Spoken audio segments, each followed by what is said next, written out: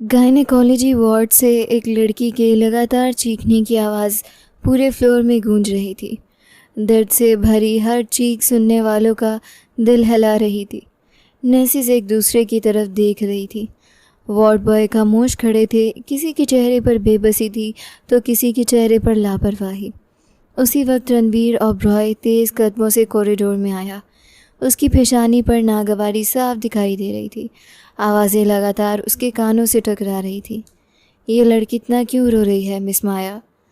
Miss माया ने नज़रें झुका ली। सर, इसे लेबर पेन शुरू हो गया है।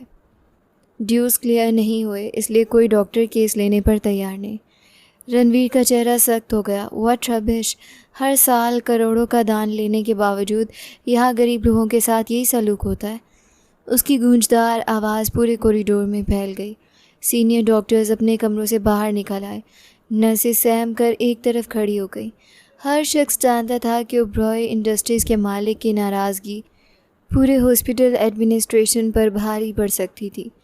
एमडी जल्दी से उसके करीब आया। सर, बात सिर्फ पैसे की नहीं है। रणवीर ने तेज़ निगाह उस पर डाली। तो फिर मसला क्या है? सर, पेशेंट के साथ कोई पति मौजूद नहीं है। किसी किस्म का रिकॉर्ड भी नहीं मिला। एक लम्हे की खामोशी छा गई। एमडी ने कदरे धीमी आवाज़ में कहा, मुझे पूरा यकीन है बच्चा गैर कानूनी है, इसीलिए कोई जिम्मेदारी लेने को तैयार नहीं। रणवीर ने चंद लम्हे खामोश रहकर सबके चेहरे देखे, फिर अफसोस से सर हिलाया। इस बात की तस्दीक मैं खुद करूँगा। वो गायनेकोलॉजी वार्ड की तरफ बढ़ा और अंदर दाखिल हो गया। वार्ड के अंदर हर तरफ भागते कदमों की आवाज़ गूंज रही थी। नर्सेज एक दूसरे को हिदायतें दे रही थीं।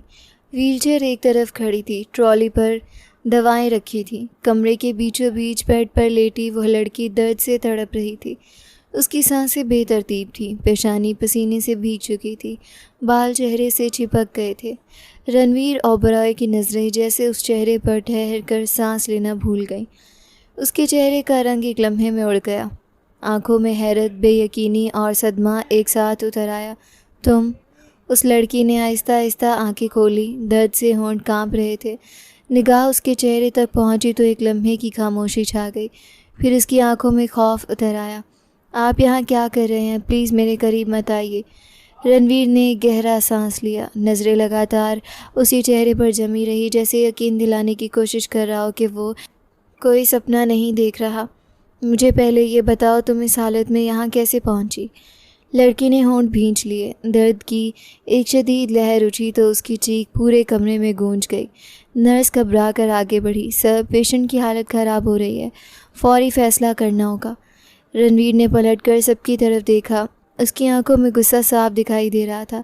आज के बाद इस हॉस्पिटल में किसी मरीज़ का इलाज पैसे, कागज़ या रिश्तों की बुनियाद पर नहीं रुकेगा। अभी इसी वक्त इसका ऑपरेशन तैयार करो। एमडी ने बेबसी से उसकी तरफ देखा। सर, अगर कोई कानूनी मसला बन गया? रणवीर की नज़रें उस पर जम गईं। हर जिम्मेदारी मेरी होगी। अभी सिर्फ एक जान बचनी चाहिए, बाकी बातें बाद में होंगी। पूरे वार्ड में खामोशी छा गई। किसी में इतनी हिम्मत ना रही थी कि उसके फैसले पर एक लफ्ज़ भी बोल सके। जबकि बेड पर लेटी वो लड़की आंखें बंद किए लगातार दर्द बर्दाश्त कर रही थी। उसके दिल में सिर्फ एक ही खौफ जिंदा था। रणवीर ओबरॉय उसे पहचान चुका था। हॉस्पिटल के ऑपरेशन थिएटर का दरवाज़ा बंद हो चुका था। लाल बत्ती लगातार जल रही थी। कॉरिडोर में गैर मामूली खामोशी फैली हुई थी। नर्सेज आहिस्ता कदमों से आ जा रही थी। डॉक्टर्स अपनी फाइल्स हाथों में लिए मसरूफ़ थे। रणवीर ओबरॉय दीवार के साथ रखी कुर्सी पर बैठा सामने बंद दरवाजे को देख रहा था। उसकी नज़रें एक ही जगह जमी हुई थी, जैसे उसके आसपास मौजूद हर आवाज़ उससे बहुत दूर जा चुकी हो। वक्त कभी कभी इंसान को बिना इजाज़त बरसों पीछे ले जाता है, जहाँ वो चाह कर भी वापस जाने से खुद को रोक नहीं पाता। उसे यूँ महसूस हुआ जैसे किसी ने उसका हाथ पकड़ा हो, फिर आहिस्ता आहिस्ता उसे माजी की उन गलियों में ले गया हो जहाँ वो सिर्फ 18 बरस का नौजवान था। उम्र कम थी, जिम्मेदारियाँ बहुत बड़ी थी। पिताजी को इस दुनिया से गए 2 साल हो चुके थे। पूरी ओबरॉय हवेली का बोझ उसके कंधों पर आ चुका था। उसकी माताजी शदीद सदमे के बावजूद हवेली के अंदरूनी मामलात संभालती थी। बाकी हर फैसला रणवीर को करना पड़ता था। जागीरें, कारोबार, नौकर चाकर, गांव के झगड़े, हर मसला आखिरकार उसी के सामने आता था। इतनी कम उम्र में उसने मुस्कुराना भी कम कर दिया था। हर वक्त जिम्मेदारी उसके चेहरे पर लिखी रहती थी। लोग उसे उम्र से कहीं ज़्यादा बड़ा समझते थे। उस रात भी आधी रात गुजर चुकी थी। पूरा महल गहरी नींद में डूबा हुआ था। लंबे बरामदों में लगी लालटीनों की रोशनी फर्श पर बिखरी हुई थी। बाहर कहीं दूर रात के परिंदों की आवाज़ें सुनाई दे रही थी। रणवीर पूरे दिन की थकान के बाद अपने कमरे में सो गया था। कुछ देर बाद उसे यूं महसूस हुआ जैसे कोई उसके कदमों के करीब बैठा हो। फिर एक हल्की सी खुशबू उसके आसपास फैलने लगी। मिट्टी में भीगे फूलों जैसी वो खुशबू उसके लिए बिल्कुल अजनबी न थी। वो उसे पहचानता था। उसने आहिस्ता से आंखें खोली। सामने निगाह गई तो एक दुबली पतली लड़की सर झुकाए उसके कदमों के पास बैठी थी। दोनों हाथों से निहायत एहतियात के साथ उसके पांव दबा रही थी। उसके चेहरे पर अजीब सा इत्मीनान था, जैसे यही उसकी सबसे बड़ी खुशी हो। रणवीर एकदम उठकर बैठ गया। भगवान के लिए तुम यहाँ क्या कर रही हो? मेरे कमरे में कैसे गई? मीरा ने चौंक कर उसकी तरफ देखा, फिर निहायत मासूमियत से मुस्कुरा दी। आपके पाँव दबा रही हूँ। तुम मजाक कर रही हो मेरे साथ? नहीं साईं, मजाक क्यों करूँगी? फिर यहाँ आने की क्या ज़रूरत थी? आप ही तो कह रहे थे शाम को पाँव में बहुत दर्द है। उसने हैरानी से उसे देखा। मैंने ये कब कहा था कि रात के वक्त मेरे कमरे में आकर पाँव दबाना? मीरा ने पलकें झुका लीं, फिर धीरे से बोली, आपने नहीं कहा था, मैं खुद आ गई। रणवीर ने बेख्तियार माथे पर हाथ रख लिया। ये लड़की आखिर उसकी बात समझती क्यों नहीं थी? मीरा एक गरीब घराने की बेटी थी। किस्मत ने उसके साथ हमेशा जुल्म किया था। उसकी माँ के देहांत के बाद उसके सौतेले बाप ने उसे कभी बेटी नहीं समझा। घर के हर काम का बोझ उसी पर डाल दिया। फिर एक दिन चंद सिक्कों के लालच में उसकी शादी अपने से कई गुना बड़ी उम्रदराज शख्स के साथ तय कर दी। पूरे गांव विवाह की तैयारियों में मसरूफ़ था। मीरा खामोश बैठी आंसू बहा रही थी। किसी ने उसकी मर्ज़ी पूछना ज़रूरी ना समझा। उसी दौरान रणवीर ओबरॉय वहां पहुंच गया। उसने भीड़ के बीच खड़े होकर विवाह रुकवा दिया। ये विवाह नहीं होगा। ये लड़की कोई सम्मान नहीं जिसे पैसे के बदले बेच दिया जाए। जो रकम चाहिए मुझसे ले लो, इस पर जुल्म मत करो। उसके एक हुक्म पर सब लोग खामोश हो गए। कोई उसके सामने बोलने की हिम्मत ना कर सका। बूढ़ा शख्स वहाँ से चला गया। सौतेला बाप भी बेइज्जत होकर रह गया। उसी दिन उसने मीरा को घर से निकाल दिया। चंद दिन बाद वो बेआसरा ओबरॉय हवेली के दरवाजे पर आ खड़ी हुई। माताजी ने दया खाई। हवेली में रहने की इजाज़त मिल गई। हल्के फुल्के काम दे दिए गए। मीरा शक्ल से किसी अमीर घर की बेटी लगती थी। गंदमी रंगत, बड़ी बड़ी आंखें, लंबे घने बाल, सादा पहनावा भी उसकी खूबसूरती ना छुपा पाता। गांव की मिट्टी उसकी खुशबू में बसी हुई थी।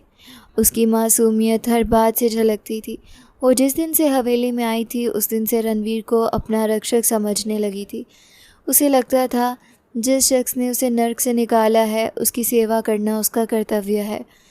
वक्त गुजरता गया। कर्तव्य खामोशी से प्रेम में बदल गया। मीरा को शायद खुद भी मालूम ना हुआ कि वो कब दिलहार बैठी। वो रणबीर की हर छोटी बड़ी ज़रूरत का ख्याल रखती। उसके पसंदीदा खाने याद रखती, दवा का वक्त याद रखती, थकान चेहरे पर देखकर परेशान हो जाती। रणवीर ने दोबारा सख्त लहजे में कहा, तुम मेरे कमरे तक कैसे आ गई? अगर किसी ने देख लिया तो क्या सोचेगा? मीरा ने सादगी से जवाब दिया, जो सोचना होगा सोच लेगा, मुझे क्या। आपके पाँव में दर्द था, मैं दबाने आ गई। मैं ख्याल नहीं करूँगी तो कौन करेगा?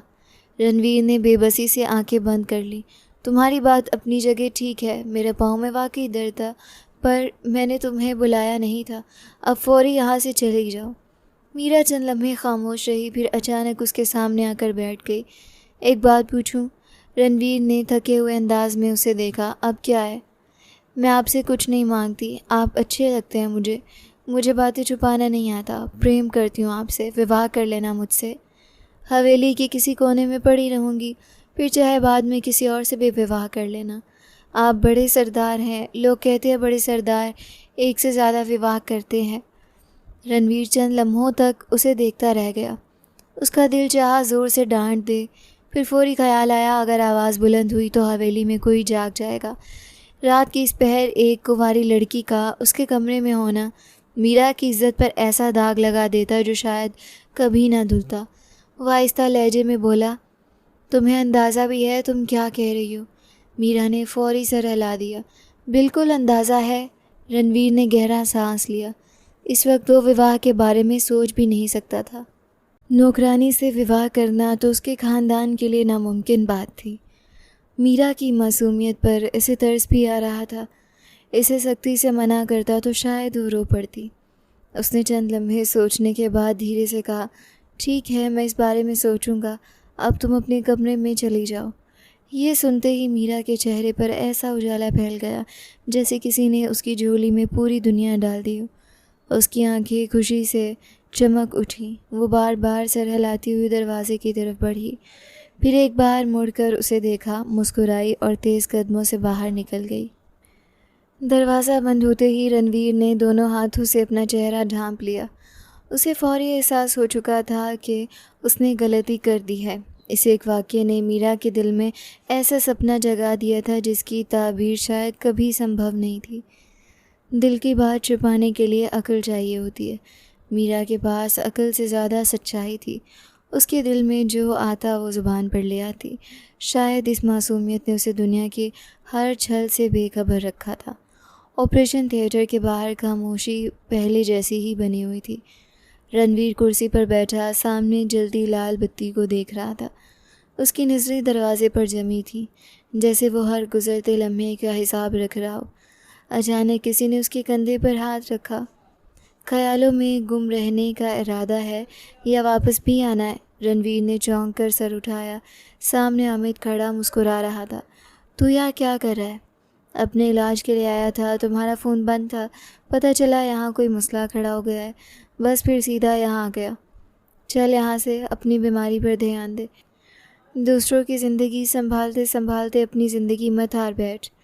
रणवीर हल्का सा मुस्कुराया। यही तो मेरा काम है यार, अब क्या रह गया है? जितना वक्त है लोगों के काम आ जाऊँ, यही बहुत है। आया तो अपने इलाज के लिए था, पर यह मसला सामने आ गया।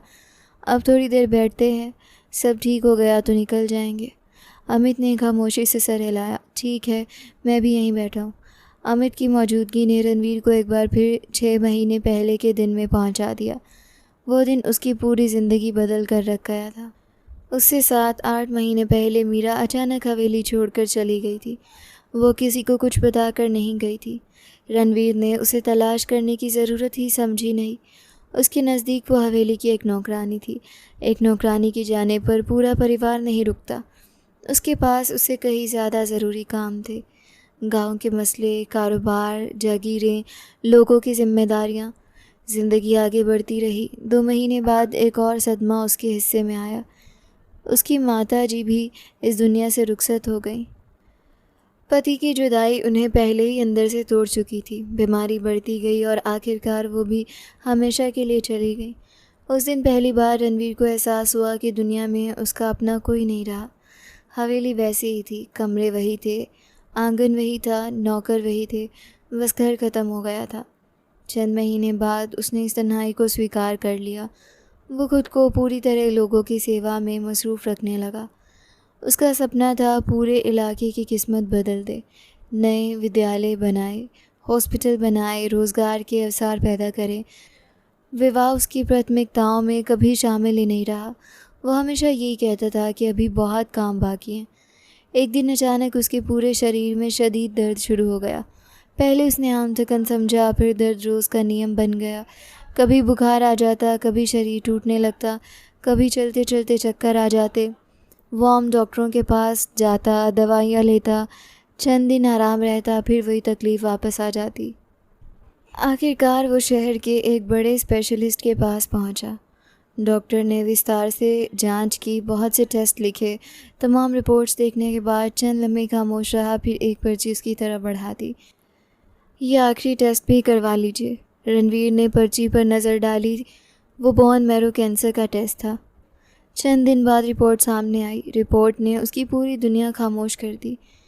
इसे बोन मैरो कैंसर था, एक दुर्लभ बीमारी। डॉक्टर ने उसे ज़्यादा देर खामोश नहीं रहने दिया। निराश मत होइए, अच्छी बात यह है कि बीमारी अभी ऐसे चरण में है जहाँ इलाज संभव है। रणवीर की आंखों में आशा जागी। इलाज क्या है? Operation, bone marrow transplant. आपके किसी करीबी खून के रिश्ते से बोन मैरो लिया जाएगा, फिर ट्रांसप्लांट होगा। आशा बहुत अच्छी है। रणवीर के चेहरे पर आने वाली खुशी अगले ही लम्हे ख़त्म हो गई। मेरे अपने तो कोई नहीं है, पिताजी नहीं है, माताजी नहीं है, बहन भाई भी नहीं है।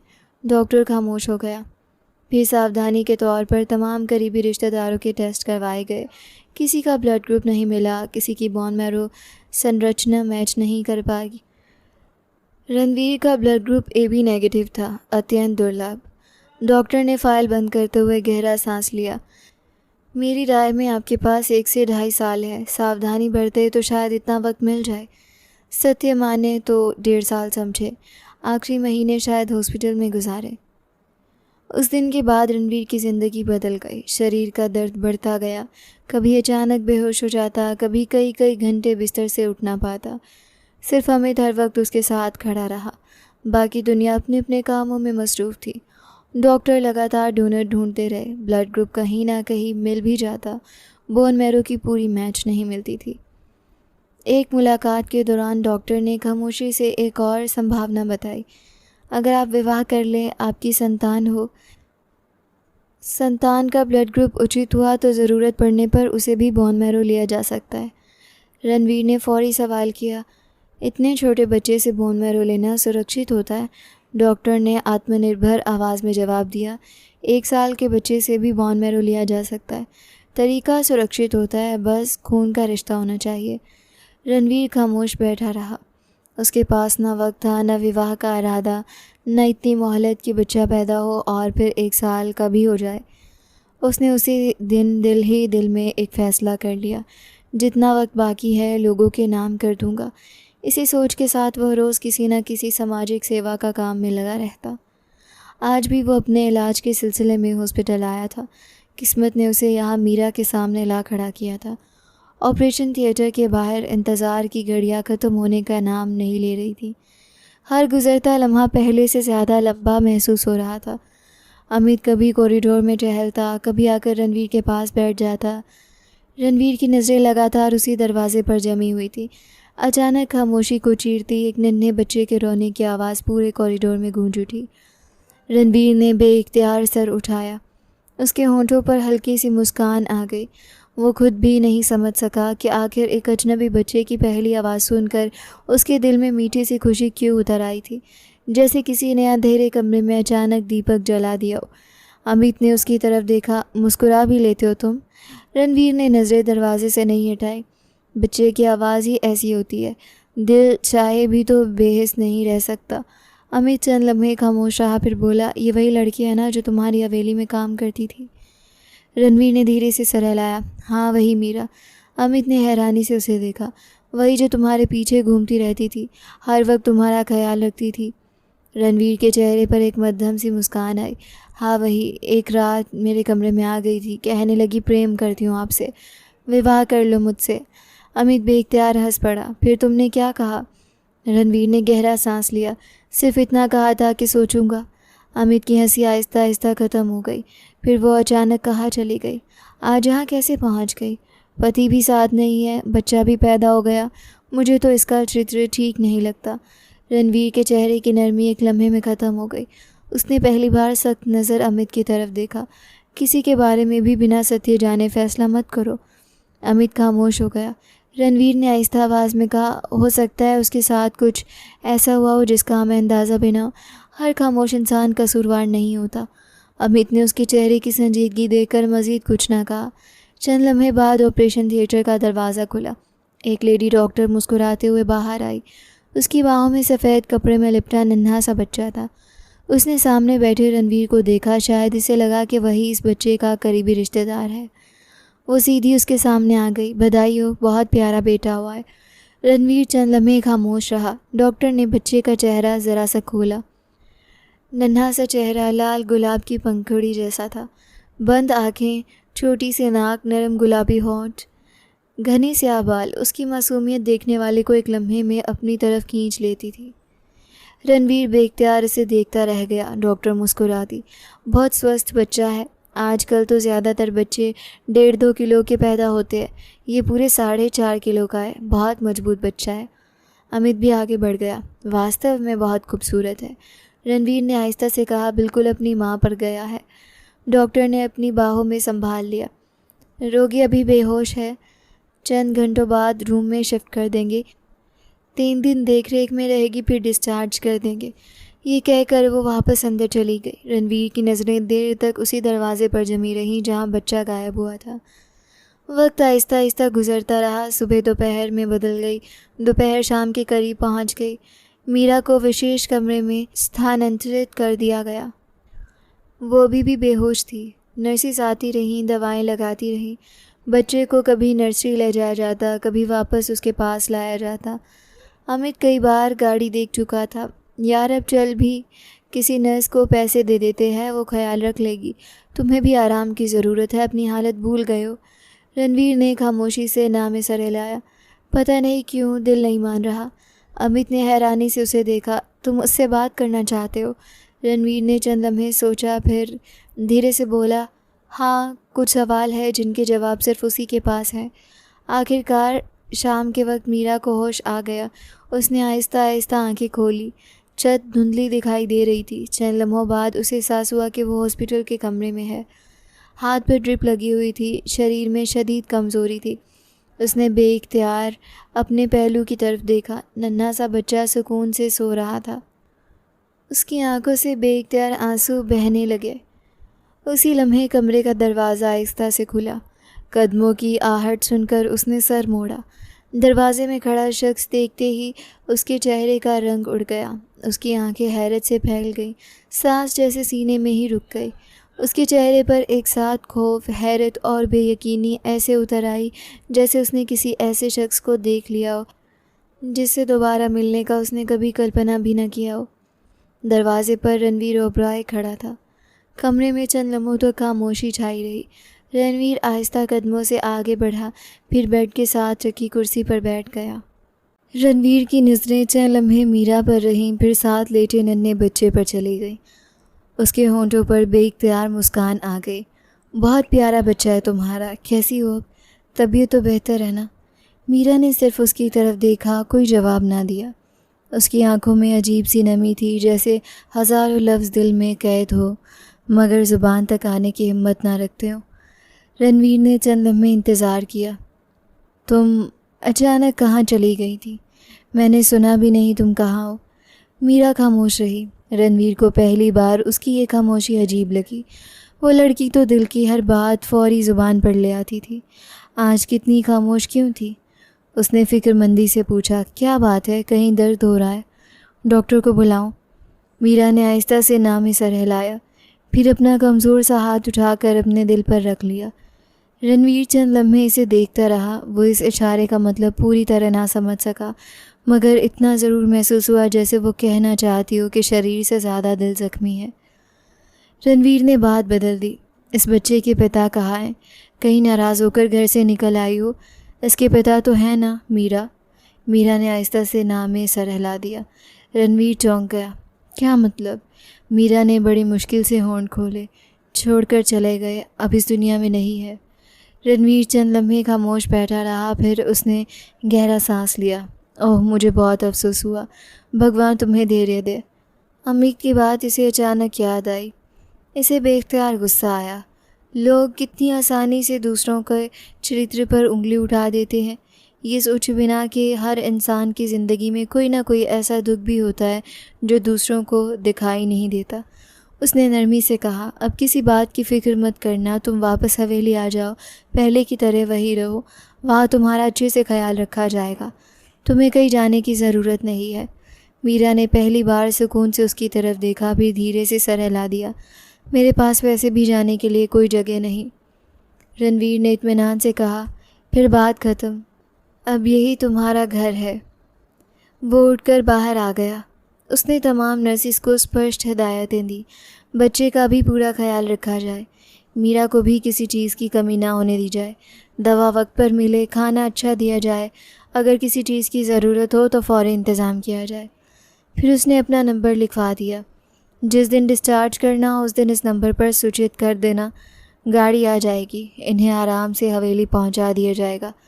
हॉस्पिटल का हर कर्मचारी जानता था रणवीर इस संस्था का सबसे बड़ा ट्रस्टी है। उसकी बात टालने का सवाल ही पैदा नहीं होता था। अगले 2-2.5 दिन मीरा का खास ख्याल रखा गया। बच्चे की हर ज़रूरत पूरी की गई। आखिरकार डिस्चार्ज का दिन आ गया। हॉस्पिटल से फ़ोन होते ही हवेली की गाड़ी पहुंच गई। ड्राइवर ने आदर से मीरा को गाड़ी में बिठाया। नन्हा बच्चा उसकी गोद में सुकून से सो रहा था। काफ़ी महीनों बाद जब गाड़ी ओबरॉय हवेली के बड़े दरवाजे के अंदर दाखिल हुई तो मीरा का दिल अजीब अंदाज में धड़कने लगा। लगभग 9-10 महीने बाद वो दोबारा इस जगह वापस आई थी। हर चीज़ पहले जैसी थी। वही आंगन, वही बरामदे, वही पुराने पेड़, वही लंबे रास्ते। चंद पुराने नौकर इसे देखकर खुश हो गए। सबसे ज़्यादा ध्यान बच्चे ने अपनी तरफ खींच लिया। हर कोई एक नज़र इसे देखता, फिर बेइख्तियार मुस्कुरा देता। नन्हा सा चेहरा इतना खूबसूरत था कि देखने वाला प्यार किए बिना रह ही न सकता। रणवीर की हिदायत पर मीरा को सर्वेंट क्वार्टर में नहीं भेजा गया। हवेली के अंदर एक साफ़ सुथरा कमरा उसके हवाले कर दिया गया। तमाम ज़रूरी सामान पहले ही वहाँ रखवा दिया गया था। अमित ने हैरानी से रणवीर की तरफ देखा। तुमने इसे हवेली के अंदर कमरा क्यों दिया? रणवीर ने प्रसन्न लहजे में जवाब दिया, वैसे भी ये हवेली ज़्यादा दिन मेरी नहीं रहनी। बाद में इन्हीं लोगों के नाम करके जाऊंगा। आखिर मेरा है ही कौन? अमित ने फौरी संजीदा होते हुए कहा, अभी ऐसी बातें मत करो। दुश्मनों को अगर तुम्हारी बीमारी का अंदाज़ा हो गया तो वो अभी से हमला कर देंगे। हम विदेश भी जाएंगे, बेहतर इलाज करवाएंगे। रणवीर हल्का सा मुस्कुराया। विदेश में मेरा कोई खून का रिश्तेदार है क्या जो मुझे बोन मैरो दे दे? अमित के पास इस सवाल का कोई जवाब नहीं था। वो सिर्फ खामोश होकर रह गया।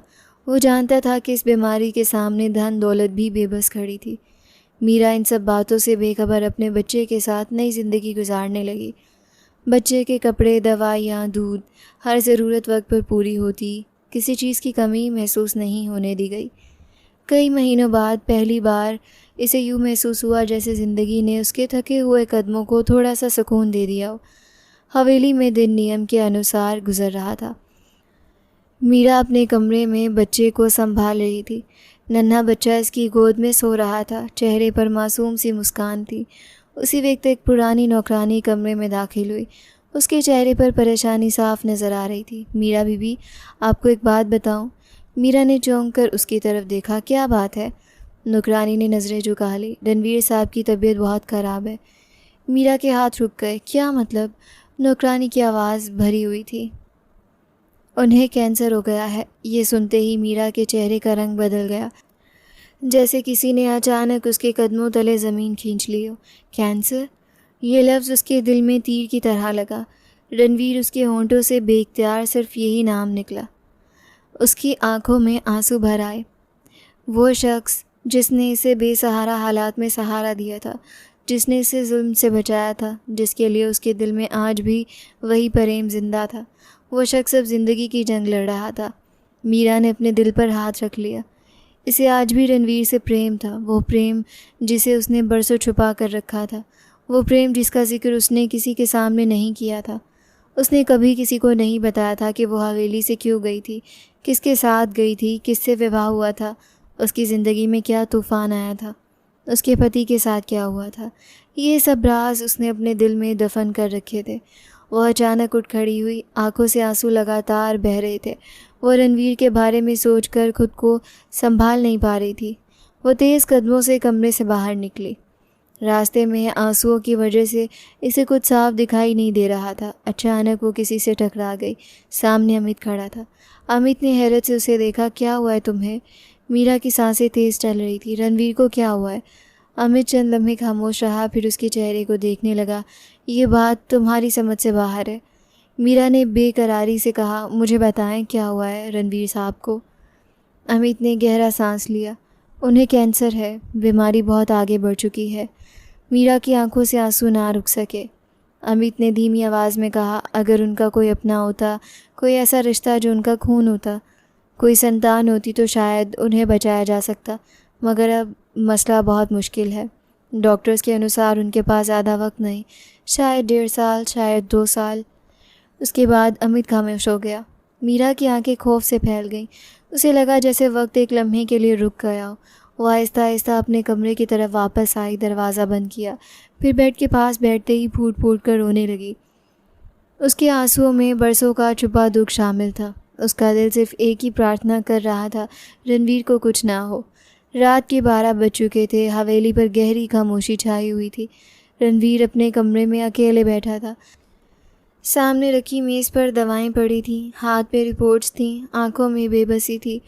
वो मजबूत इंसान जिसने पूरी ज़िंदगी दूसरों के लिए फ़ैसले किए थे, आज अपनी ज़िंदगी के फ़ैसले से बेबस था। रणवीर ने कई बार खुद को समझाने की कोशिश की कि मृत्यु एक सत्य है, हर इंसान को एक दिन जाना है, मगर जवानी में ज़िंदगी ख़त्म होने का ख़याल इसे अंदर से तोड़ देता था। वो रोता था, खामोशी में आंसू बहाता था। उसे भी जीने की ख्वाहिश थी, उसके भी सपने थे। वो भी चाहता था कि अपने हाथों से अपने सपने पूरे करे। अभी उसने अपने आंसू साफ़ किए ही थे कि दरवाज़े पर दस्तक हुई। रणवीर ने हैरत से दरवाज़े की तरफ देखा। इतनी रात को कौन हो सकता है? वो उठा, दरवाज़ा खोला तो सामने मीरा खड़ी थी। उसकी गोद में नन्हा सा बच्चा सो रहा था। रणवीर चंद लम्हे उसे देखता रहा। मीरा की आंखें लाल थी, चेहरा परेशान था, हाथ कांप रहे थे। मुझे आपसे ज़रूरी बात करनी है साईं, रणवीर ने नर्म लहजे में कहा। अंदर आ जाओ, ये बच्चा सो रहा है, इसे लेटा दो, फिर आराम से बात कर लेते हैं। मीरा आहिस्ता कदमों से अंदर आई। उसने बच्चे को रणवीर के बिस्तर पर लेटा दिया। रणवीर ने सोफ़े की तरफ इशारा किया, बैठ जाओ। मीरा सोफ़े पर बैठ गई। कमरे में चंद लम्हों के लिए खामोशी छा गई। रणवीर ने गौर से उसे देखा। क्या हुआ है? तबीयत ख़राब है? हॉस्पिटल जाना है तो बताओ। मीरा ने फ़ौरी सर हिला दिया। नहीं साईं, हॉस्पिटल नहीं जाना, मुझे आपको कुछ बताना है। रणवीर ने परेशानी से पूछा। हाँ बोलो, क्या बात है? मीरा की उंगलियां आपस में उलझ रही थी, अल्फाज जैसे उसके हलक में फंस गए थे। वो कई लम्हे खामोश रही, फिर आहिस्ता आवाज़ में बोली, वो जो मैं आज से 9-10 महीने पहले यहाँ से गई थी। रणवीर खामोशी से उसे देखता रहा। वो समझ नहीं पा रहा था कि मीरा किस बात की तरफ इशारा कर रही है। मीरा ने आंसू साफ़ किए। साईं, आपको बचाने का एक रास्ता है। रणवीर ने हैरत से पूछा, क्या मतलब? मीरा ने कांपती आवाज़ में कहा, ये आपका बच्चा है, आप इसका बोन मैरो ले लें, आपका इलाज हो जाएगा। रणवीर के चेहरे का रंग बदल गया। वो चंद लम्हे उसे देखता रहा जैसे उसने कोई ऐसी बात सुन ली हो जिसकी कल्पना भी संभव न था। कौन सा मेरा बच्चा? मीरा, तुम क्या कह रही हो? मीरा की आंखों से आंसू निकल आए। ये सावल है साईं, मैंने इसका नाम सावल रखा है। यह आपका बेटा है। रणवीर बेयकीनी से खड़ा हो गया। मीरा, तुम फिर ऐसी बातें कर रही हो जिनका कोई मतलब नहीं बनता। मेरा तुम्हारे साथ क्या संबंध था? मैंने तो आज तक तुम्हें हाथ तक नहीं लगाया। ये बच्चा मेरा कैसे हो सकता है? तुम तो कहती थी तुम्हारा पति था, वो दुनिया से चला गया। मीरा के चेहरा आंसुओं से भीग गया। मेरा कोई पति नहीं था साईं, मैंने झूठ बोला था। रणवीर के कदम रुक गए। क्या? मीरा ने नज़रें झुका ली। मेरा कोई पति नहीं था। सावल के पिता आप हैं। रणवीर के लिए ये सत्य स्वीकार करना आसान नहीं था। वो खामोश खड़ा मीरा को देखता रहा, फिर आहिस्ता से बोला, ये कैसे हुआ मीरा, मुझे सब कुछ बताओ। मीरा ने आंसू साफ़ किए। साईं, वो औरत जो आपकी ज़िंदगी में आई थी, सोनिया, मुझे उसका नाम आज भी याद है। आप उसके साथ घूमते थे, उसके साथ वक्त गुजारते थे। मुझे अच्छा नहीं लगता था, मैं जल्दी थी, दिल में दर्द होता था, मगर कुछ कह नहीं सकती थी। फिर एक रात मैंने आपको देखा, आप बहुत गुस्से में थे, आप नशे में थे। आप अपने कमरे में गए, मैं छुपकर आपको देख रही थी। आप फ़ोन पर बात कर रहे थे। आप कह रहे थे, सोनिया, आज के बाद मुझे अपनी शक्ल मत दिखाना। रणवीर की सांस रुक गई। सोनिया का नाम सुनते ही उसके दिमाग में पुराने ज़ख्म ताज़ा हो गए। मीरा की आवाज़ कांप रही थी। शायद आपने उसी गम में मदिरा पी थी। आप थोड़ी देर बाद सो गए थे, मैं आपके पास आ गई। मैंने सोचा आपका दिल बहुत दुखा है। मैं आपके पाँव दबाने लगी, फिर अचानक आपकी आंख खुल गई। आपने मेरा हाथ पकड़ लिया। आप बार बार कह रहे थे, सोनिया, तुमने मेरे साथ अच्छा नहीं किया। मैंने कहा, साईं, मैं सोनिया नहीं हूँ, मैं मीरा हूँ। मगर आप होश में नहीं थे, आपने मुझे जाने नहीं दिया। मीरा इतना कहकर अपना मुंह हाथों से छुपा कर रोने लगी। रणवीर की आंखें खुली की खुली रह गईं। उसके दिमाग में वो रात जिंदा हो गई। सोनिया, वो धोखा, वो गुस्सा, वो मदिरा, वो महल जैसा टूटा हुआ दिल, सब कुछ याद आने लगा। सोनिया वो लड़की थी जिसे वो विवाह करना चाहता था। फिर एक दिन उसे पता चला कि सोनिया किसी दूसरे शख्स के साथ संबंध में थी। उसका विश्वास टूट गया था। उस रात उसने मदिरा पी थी, फ़ोन पर सोनिया से रिश्ता ख़त्म किया था, मगर उसे याद नहीं था कि उस रात उसके गुस्से का शिकार मीरा बन गई थी। रणवीर के चेहरे पर सदमा था। मीरा ने दोबारा बोलना शुरू किया, उसके बाद मैं यहाँ कैसे रुकती साईं। सुबह होते ही मैं चली गई। गांव में कुछ रिश्तेदार थे, उनके पास रहने लगी। मैंने सोच लिया था कि कभी वापस नहीं आऊँगी, कभी आपका सामना नहीं करूँगी। फिर जब मुझे पता चला कि मेरे अंदर आपकी निशानी है, लोगों ने मुझ पर आरोप लगाए, मुझे बुरा कहा, मुझे बदचरित्र कहा। मैंने बहुत कुछ बर्दाश्त किया, कुछ महीने आश्रम में गुजारे। फिर जब मेरी तबीयत ख़राब हुई तो मैं हॉस्पिटल के बाहर बैठ गई। मेरे पास पैसे नहीं थे, मुझे नहीं पता था कि क्या होगा। फिर भगवान ने आपको वहाँ भेज दिया। मैंने आपसे सत्य नहीं बताया, मैं डर गई थी। मीरा ने बच्चे की तरफ देखा। सावल आपका बेटा है साईं, आप चाहें तो डॉक्टर से सब कुछ पता करवा लें। मैंने आपके अलावा कभी किसी को अपने करीब नहीं आने दिया। रणवीर खामोश खड़ा था। उसके सामने सिर्फ एक सत्य था। मीरा झूठ नहीं बोल रही थी। रणवीर को समझ आ गई थी कि मीरा की बात झूठ नहीं हो सकती। जिस तरह वो हर लम्हा बयान कर रही थी, उसमें बनावट का कोई निशान नहीं था। सारी कड़ियाँ खुद ब खुद मिल रही थी। वो रात, वो नशा, वो सोनिया का जिक्र, मीरा का अचानक चले जाना, सब कुछ एक सत्य की तरफ इशारा कर रहा था। रणवीर ने मीरा की तरफ हाथ बढ़ाए। उसका मकसद सिर्फ उसे तसल्ली देना था, उसे ये एहसास दिलाना था कि अब वो अकेली नहीं है। मगर मीरा की आंखों में अचानक खौफ उतर आया। वो पीछे हट गई। उसका शरीर कांपने लगा, जैसे माजी का वो लम्हा दोबारा उसके सामने आ गया हो। रणवीर रुक गया। उसने महसूस किया कि उसके एक गलत कदम ने मीरा के दिल में ऐसा खौफ छोड़ दिया था जो इतने महीनों के बाद भी ख़त्म नहीं हुआ था। मीरा के होंठ हिले मगर आवाज़ ना निकली। अगले ही लम्हे उसकी आंखें बंद हो गईं। वो बेहोश होकर गिर पड़ी। रणवीर घबरा गया। उसने फौरी डॉक्टर को बुलाया। डॉक्टर ने जांच की, फिर इत्मीनान से बोला, डर की वजह से बेहोशी हुई है, बीपी कम हो गया था, अभी सी सेक्शन भी हुआ है, शरीर कमज़ोर है, इसलिए ऐसी स्थिति हो जाती है। कुछ दवाइयाँ लिख दी है, सावधानी की ज़रूरत थी। मीरा सुकून से सो रही थी।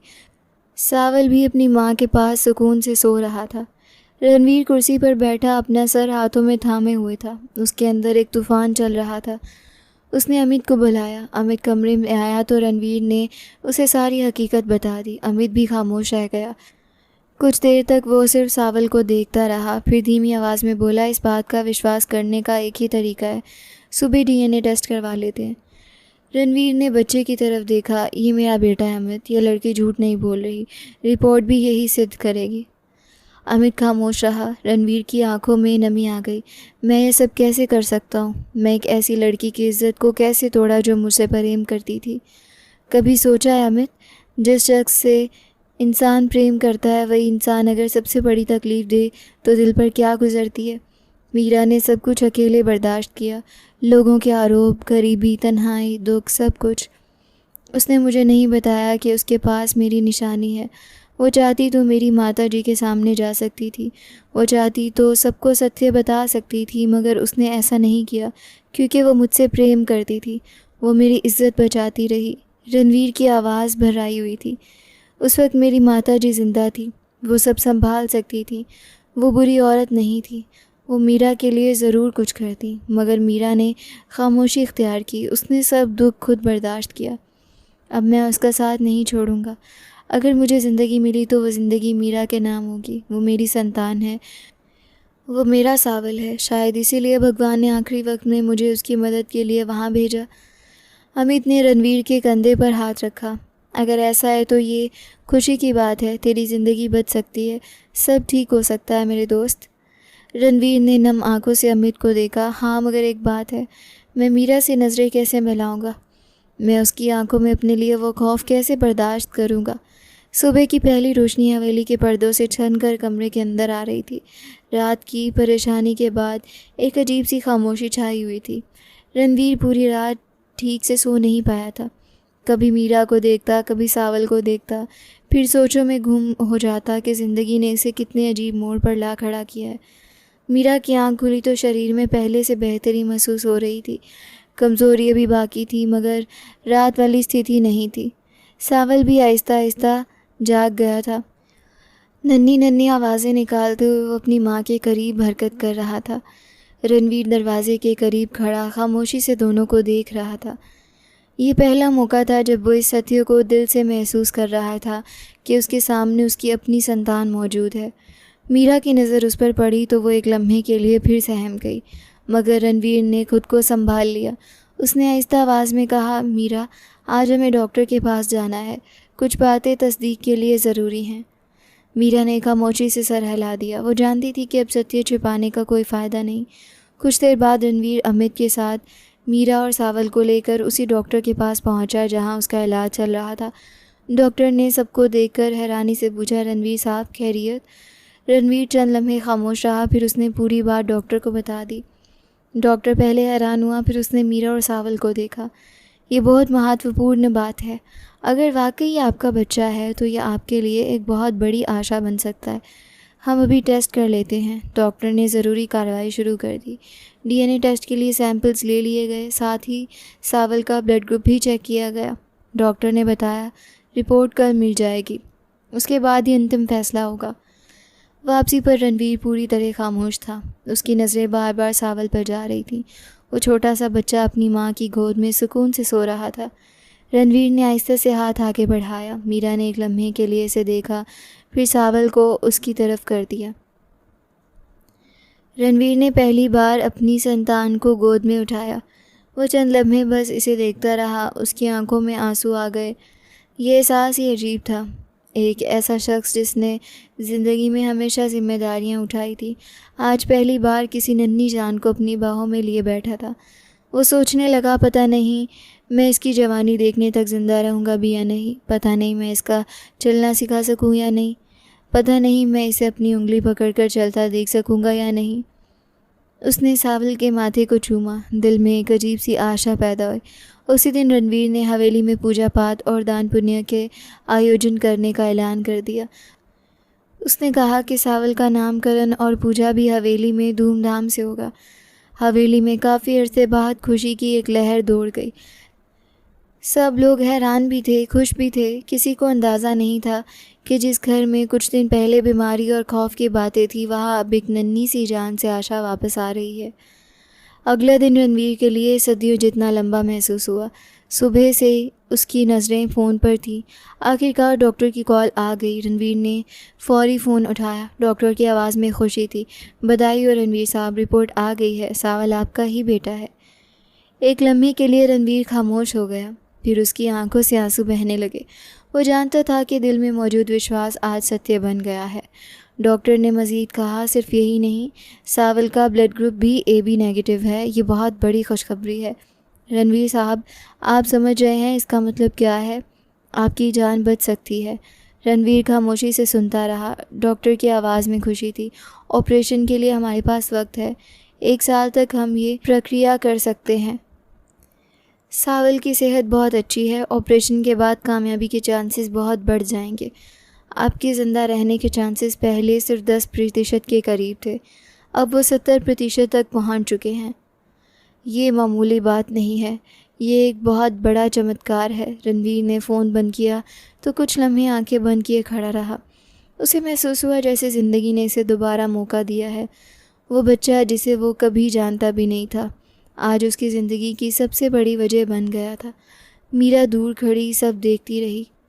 उसकी आंखों में भी आंसू थे, मगर इस बार ये आंसू सिर्फ दुख के नहीं थे, इनमें आशा भी शामिल थी। उस दिन रणवीर की ज़िंदगी में पहली बार ऐसा दिन आया था जिसने इसे यकीन दिलाया था कि शायद अभी उसका सफ़र ख़त्म नहीं हुआ, शायद अब सब कुछ ठीक होने वाला था।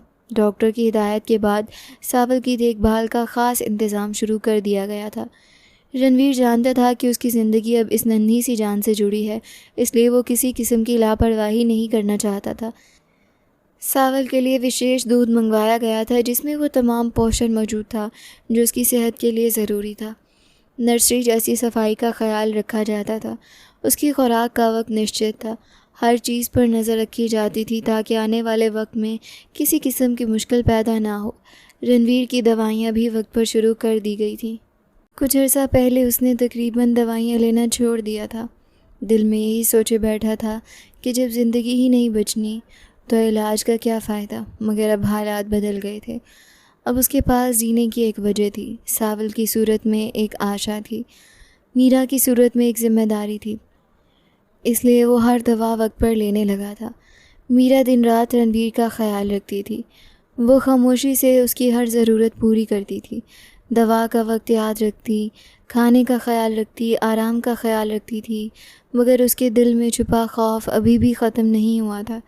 एक दिन मीरा रणवीर के कमरे में पानी का गिलास लेकर आई। साईं, दवा का वक्त हो गया है। रणवीर ने हाथ बढ़ाया। मीरा ने गिलास उसके हाथ में देने की कोशिश की। अचानक रणवीर का हाथ मीरा के हाथ से छू गया। अगले ही लम्हे मीरा का हाथ कांपने लगे। गिलास ज़मीन पर गिर गया, पानी फर्श पर फैल गया। रणवीर खामोश हो गया। उसने पहली बार इतने करीब से महसूस किया कि मीरा के दिल में वो हादसा अभी तक जिंदा था। वो ज़रा सा हाथ बढ़ाता तो मीरा सहम जाती। वो करीब आता तो उसकी आंखों में खौफ आ जाता। रणवीर ने कुछ नहीं कहा, सिर्फ खामोशी से मीरा को देखा। उसे पता था वक्त बहुत कम गुजरा था, ज़ख्म बहुत गहरा था। 3-4 महीने गुजर चुके थे, फिर भी मीरा के दिल से वो खौफ नहीं निकला था। उसी रात रणवीर ने एक फ़ैसला कर लिया। उसने अमित से बात की। मैं मीरा से विवाह करना चाहता हूँ। अमित ने हैरानी से उसे देखा। रणवीर ने धीमे लहजे में कहा, वो मेरी पत्नी बन जाएगी। मेरी ज़िंदगी रही तो मैं उसका हक अदा करूँगा, ज़िंदगी ना भी रही तो वो मेरी विधवा होगी, मेरे बच्चे की माँ होगी। ये कारोबार, ये जायदाद सब उसके नाम होगी। इसे किसी के सामने हाथ नहीं फैलाना पड़ेगा। अमित ने खामोशी से रणवीर को देखा। वो जानता था ये फ़ैसला सिर्फ जिम्मेदारी का नहीं, दिल का भी था। जब मीरा से बात की गई तो वो खामोश बैठी रही। रणवीर ने पूछा, तुम मुझसे विवाह नहीं करना चाहती? मीरा की आंखों में आंसू आ गए। आप अपनी ज़िंदगी बचा लें साईं। सावल आपका है, मैं कौन हूँ? मुझे ऐसे ही रहने दें। रणवीर ने हैरानी से पूछा, ऐसा क्यों कह रही हो? मीरा ने नज़रें झुका लीं। आप मुझसे प्रेम नहीं करते थे ना साईं? आप सोनिया से प्रेम करते थे। मुझे कभी अपने योग्य नहीं समझा था। फिर अब मजबूरी में मुझसे विवाह क्यों करना चाहते हैं? मैं आपकी मजबूरी का फ़ायदा नहीं उठाना चाहती। आप ठीक हो जाएंगे। आपको कई अच्छी लड़कियां मिल जाएंगी, पढ़ी लिखी, आपके पाड़ के अनुसार। रणवीर चंद लम्हे खामोश रहा, फिर उसने आगे बढ़कर मीरा का हाथ थाम लिया। मीरा एक लम्हे के लिए सहम गई। रणवीर ने नरम आवाज़ में कहा, डरो मत मुझसे। ये अल्फाज सुनते ही मीरा की आंखों में आंसू भर आए। आज वो भागी नहीं, आज वो बेहोश नहीं हुई, बस अपने दिल को मजबूत करती रही। रणवीर ने इसे अपने करीब किया। तुमसे अच्छी लड़की मुझे कभी नहीं मिल सकती। तुम मेरे बेटे की माँ हो। मैं तुम्हारी कदर बहुत देर से समझा हूँ। अगर तुम्हें लगता है कि ये मेरी मजबूरी है तो मैं ज़िंदा बचकर तुम्हें बताऊँगा कि मैं तुमसे कितना प्रेम करता हूँ। मीरा की आंखों से आंसू बहने लगे। उसने पहली बार रणवीर की आवाज़ में सच्चाई महसूस की। कुछ लम्हों बाद वो खुद को रोक ना सकी। वो रणवीर के गले लग गई। उसके आंसू बरसों का दुख लिए हुए थे। रणवीर की आवाज़ भी भर आई हुई थी। मुझे क्षमा कर दो मीरा, मुझे क्षमा कर दो। मैं तुम्हारे साथ बहुत बुरा किया है। मीरा रोते हुए बोली, मुझे पता है साईं, आप बुरे इंसान नहीं थे। हालात ख़राब थे, वक्त ख़राब था, मैं जानती हूँ। रणवीर ने उसके सर पर हाथ रखा। उस दिन दोनों के बीच बरसों की दूरी ख़त्म हो गई। कुछ दिन बाद हवेली में सादगी से विवाह की तैयारी हुई। मीरा ने पहली बार खुद को अकेले महसूस नहीं किया। रणवीर ने पहली बार अपनी ज़िंदगी में सुकून महसूस किया। सावल के चेहरे पर मुस्कान देखकर दोनों को लगता था जैसे भगवान ने उन्हें एक नई ज़िंदगी अता कर दी है। वक्त खामोशी से गुजरता रहा। रणवीर की सेहत दिन ब दिन बेहतर होती गई। डॉक्टर्स भी संतुष्ट थे। सावल की सेहत बहुत अच्छी थी। तमाम रिपोर्ट्स देखने के बाद डॉक्टर ने बताया कि अब वो वक्त आ गया है जब ऑपरेशन किया जा सकता है। ये खबर रणवीर के लिए एक नई आशा थी। जिस दिन सावल और रणवीर दोनों ऑपरेशन थिएटर में गए, उस दिन मीरा की हालत सिर्फ वही समझ सकती थी। उसका दिल बार बार घबरा जाता था। आंखें दरवाजे पर जमी रहती थीं। हाथ प्रार्थना के लिए उठते रहते थे। वो जानती थी कि जीवन और मृत्यु भगवान के हाथ में है, इसलिए उसने खुद को सिर्फ प्रार्थना के हवाले कर दिया था। वो खामोशी से बैठी रही, आंखों से आंसू बहते रहे।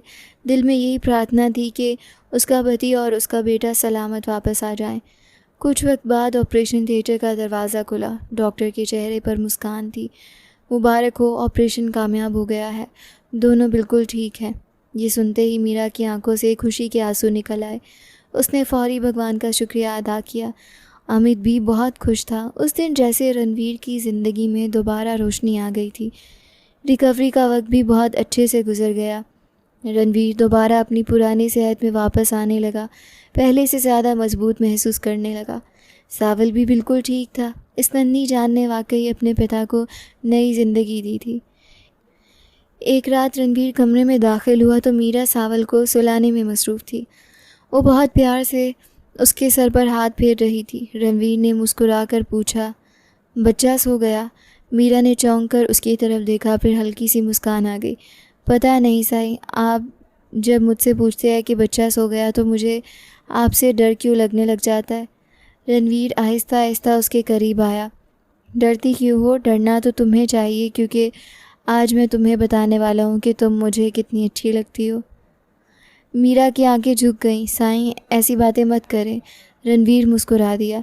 साईं नहीं, मेरा नाम लो। तुमने आज तक मेरा नाम नहीं लिया, मीरा ने धीरे से कहा। हम अपने पति का नाम नहीं लेते। रणवीर ने प्रेम भरी नज़रों से उसे देखा। अब लेना पड़ेगा। उसने मीरा का हाथ थामा। मुझे पुकारो। मीरा के होंठ कांपे, फिर बहुत आहिस्ता से बोली, रणवीर। ये एक लफ्ज़ रणवीर के दिल तक उतर गया। उसे महसूस हुआ जैसे इसे वाकई एक नई ज़िंदगी मिल गई हो। वो लम्हा जिसके लिए बरसों से उसे इंतज़ार था, आज उसके सामने था। रणवीर ने मीरा को अपनी बाहों में भर लिया। अब इसे किसी खौफ की ज़रूरत नहीं थी। उसने धीमी आवाज़ में कहा, तुम मेरी ज़िंदगी की सबसे खूबसूरत हकीकत हो। मीरा की आंखों में खुशी के आंसू थे। वो जानती थी कि उसका सफ़र आसान नहीं था, मगर अब उसके साथ वो शख्स था जिसे वो हमेशा से चाहती थी। रणवीर ने सावल की तरफ देखा, फिर मीरा की तरफ। मेरी ज़िंदगी की सबसे बड़ी खुशी तुम दोनों हो। मीरा ने मुस्कुराकर आंखें बंद कर लीं। उस रात दोनों के दिल में सुकून था। प्रेम ने दुख को पीछे छोड़ दिया था। एक नई ज़िंदगी उनका इंतज़ार कर रही थी। थोड़ा वक्त गुजर गया, वो वक्त जिसमें रणवीर और मीरा ने बहुत से दुख बर्दाश्त किए थे, अब से खूबसूरत यादों में बदल चुका था। रणवीर की ज़िंदगी अब पहले से कहीं ज़्यादा पुरसुकून थी। वो अपने कारोबार को भी संभाल रहा था और अपने परिवार को भी वक्त दे रहा था। सबसे बड़ी खुशी उसकी ज़िंदगी में सावल था। वो नन्हा सा बच्चा जो कभी अपने पिता की ज़िंदगी बचाने की वजह बना था, अब अपने छोटे छोटे कदमों से पूरे घर में घूमता था। सावल ने अब चलना सीख चुका था। जब भी रणवीर घर आता तो वो भागता हुआ उसके पास जाता, उसके नन्हे हाथ आगे बढ़ाता और खुशी से आवाज़ लगाता, पापा पापा। ये एक लफ्ज़ रणवीर के दिल को सुकून से भर देता था।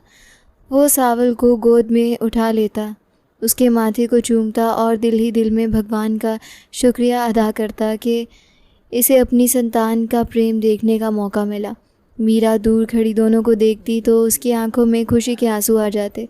कभी वो सोचती थी कि शायद उसकी ज़िंदगी में कभी सुकून नहीं आएगा, मगर आज उसके सामने उसकी पूरी दुनिया मौजूद थी।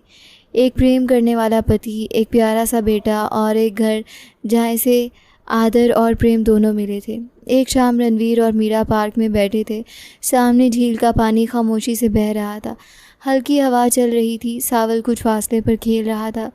रणवीर ने मीरा की तरफ देखा और मुस्कुरा दिया। पता है मीरा, कभी कभी मुझे विश्वास नहीं होता कि हमारी ज़िंदगी यहाँ तक पहुँच जाएगी। मुझे भी नहीं आता साईं। मैंने तो सोच लिया था कि मेरी ज़िंदगी बस इसी दुख के साथ ख़त्म हो जाएगी।